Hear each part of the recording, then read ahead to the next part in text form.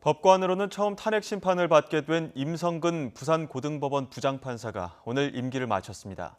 당장 내일부터는 전직 판사 신분으로 재판을 받게 되는데요. 헌법재판소가 어떤 식으로 매듭을 지을지 관심이 쏠립니다. 나혜윤 기자가 보도합니다. 첫 법관 탄핵 소추라는 불명예 속에 법복을 벗게 된 임성근 부장판사는 임기 마지막 날까지 재판 개입 혐의에 침묵했습니다.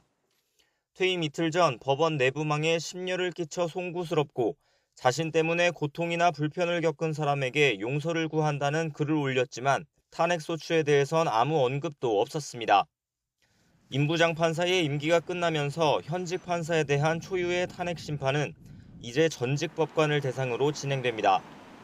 헌법재판소는 앞서 임 부장판사 측이 탄핵 심판 주심인 이석태 헌법재판관을 기피 신청하자 지난 금요일 예정됐던 첫 변론 준비 절차 기일을 연기했습니다.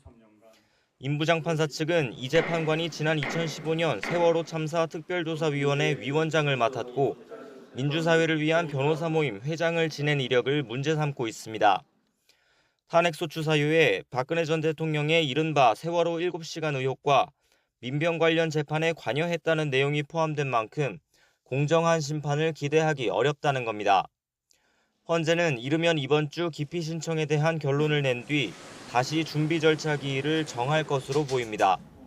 설령 기피 신청을 받아들이더라도 이 재판관을 제외한 8명이 심리하면 돼 탄핵 심판에 미치는 영향은 그리 크지 않을 것으로 전망됩니다. 다만 임 부장판사가 더는 법관이 아닌 자연인 신분으로 심판받게 되면서 헌재가 탄핵 사건을 각하할 가능성은 여전합니다.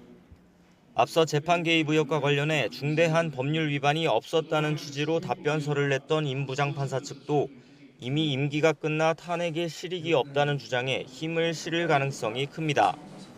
하지만 이미 퇴임한 전직 판사라 하더라도 헌재가 사건의 중대성을 고려해 어떤 식으로든 위헌성에 관한 판단을 내놓을 거란 관측도 나오고 있어 헌정사상 첫 법관 탄핵 사건에 대한 사회적 관심은 계속될 것으로 보입니다. YTN 나인입니다.